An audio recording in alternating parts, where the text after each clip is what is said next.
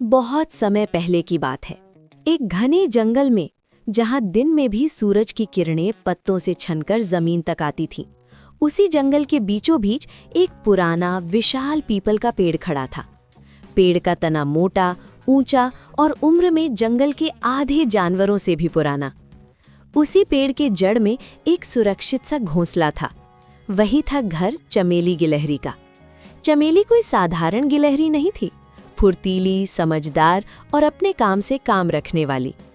सुबह होते ही वो पेड़ से उतरती, इधर-उधर कूदती, बीज, फल, सूखे दाने इकट्ठा करती और शाम ढलते ही अपने घोंसले में लौट आती। वो जंगल से बाहर कभी नहीं जाती थी। उसका मानना था, अपना जंगल, अपनी जमीन, बाहर की दुनिया में खतरा ही खतरा है।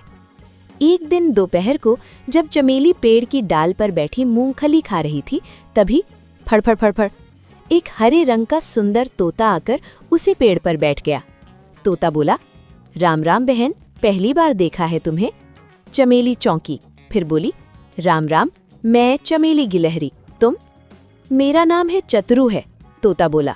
मैं दूर दूर उड़कर खबरें लाता हूँ। धीरे धीरे दोनों की दोस्ती हो गई। बातों बातों में तोते ने गंभीर स्वर में कहा, चमेली, इस बार सर्दी बहुत कड़ी पड़ेगी, जंगल में खाने की कमी हो जाएगी। चमेली ने हंसकर कहा, मैं तो रोज जुटाती हूँ, मेरा काम हो जाता है।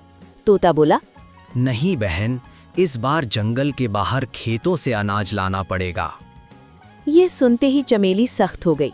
नहीं, मैं जंगल से बाहर नहीं जाती। लेकिन तोता समझदार था।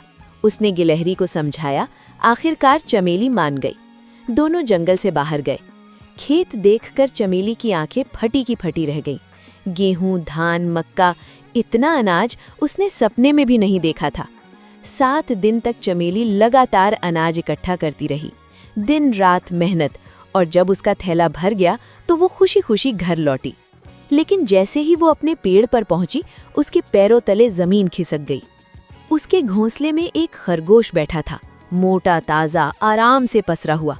चमेली गुस्से में बोली, ये मेरा घर है, बाहर निकलो। खरगोश अकड़ कर बोला, 7 दिन से मैं यहाँ रह रहा हूँ, अब ये घर मेरा है। बात बढ़ती गई, चिल्लाहट, बहस, आरोप, लेकिन कोई हल नहीं निकला। चमेली एक एक करके सब जानवरों के पास गई। हाथी बोला, मामला पेचीदा है। लोमड़ी बोली, आज नहीं, कल देखेंगे। भालू बोला, मेरी नींद खराब मत करो। सब दिलासा देते रहे, मदद किसी ने नहीं की। आखिर तय हुआ, किसी ज्ञानी जानवर के पास चलेंगे। एक दिन घूमते हुए दोनों की नजर नदी के किनारे पीपल की छाया में बैठी बिल्ली पर पड़ी। वो बिल्कुल स्थिर थी, आंखें आधी बंद, होंठ हिल रहे थे। राम राम राम।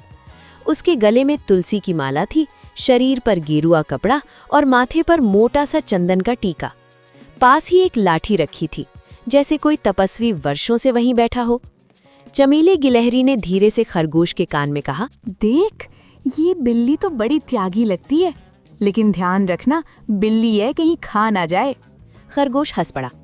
अरे पगली, साधु को देखा नहीं क्या? अब तो ये घास पात खाने वाली होगी। दोनों धीरे धीरे पास पहुंचे। बिल्ली ने आंखें खोली। उसकी आंखों में एक अजीब सी चमक थी, लेकिन आवाज बहुत मीठी। आओ वत्स, आओ, किस दुख ने तुम्हें मेरे पास भेजा है? चमेली ने हाथ जोड़कर कहा, महाराज, हम बहुत दुखी हैं, हमें न्याय चाहिए। बिल्ली ने गहरी सांस ली।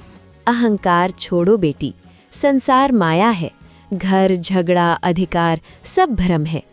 खरगोश प्रभावित हो गया। उसने मन ही मन सोचा, इतनी ज्ञानी बिल्ली जरूर सही फैसला करेगी। बिल्ली बोली, पर क्या करूं, अब मैं बूढ़ी हो गई हूं, आंखें धुंधली हैं, कान भी कम सुनते हैं। फिर उसने चालाकी से कहा, ऐसा करो, एक एक करके अपनी बात मेरे कान में कहो, तभी मैं सच समझ पाऊंगी। चमेली को थोड़ी झिझक हुई। उसका दिल जोर जोर से धड़कने लगा। उसने कहा, महाराज, आप पहले खरगोश की बात सुन लीजिए। खरगोश अकड़कर आगे बढ़ा। जैसे ही उसने बिल्ली के कान के पास मुंह ले जाकर बोलना शुरू किया, महाराज, ये घर मेरा है क्योंकि... छपाक! बिल्ली ने बिजली की तेजी से अपना पंजा मारा, खरगोश की गर्दन दबोच ली। खरगोश को संभलने का मौका भी नहीं मिला। उसकी चीख आधी ही रह गई। अरे! चमेली चीख पड़ी। अरे, ये क्या कर रही हो महाराज? बिल्ली की आवाज अब बदल चुकी थी। अब उसमें साधु नहीं, शिकारी बोल रहा था। महाराज नहीं, अब मैं फिर से वही हूँ जो पहले थी। इतना कहकर उसने खरगोश का एक झटके में काम तमाम कर दिया। चमेली डर कर पीछे हटने लगी। बिल्ली ने जीभ चाटते हुए कहा, 7 दिन से भूखी थी, भगवान ने खुद भोजन भेज दिया। चमेली रोते हुए बोली, तुमने तो कहा था कि तुम सन्यासी हो, शाकाहारी हो।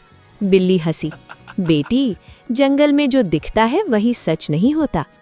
चमेली रोते हुए वहां से भाग गई। नदी किनारे सन्नाटा छा गया। माला वहीं पड़ी थी, गेरुआ कपड़ा वहीं था, बस भरोसा मर चुका था। सीख, कहानी यही खत्म नहीं होती, कहानी यही सिखाती है। दिखावे के साधु से सावधान, लालच में घर छोड़ना भारी पड़ सकता है। हर शांत दिखने वाला ज्ञानी नहीं होता। अगर आपको ऐसी रहस्यमयी और सीख देने वाली जंगल की कहानियाँ पसंद है तो हमें कमेंट में बताइए और अगली कहानी के लिए चैनल को सब्सक्राइब करें।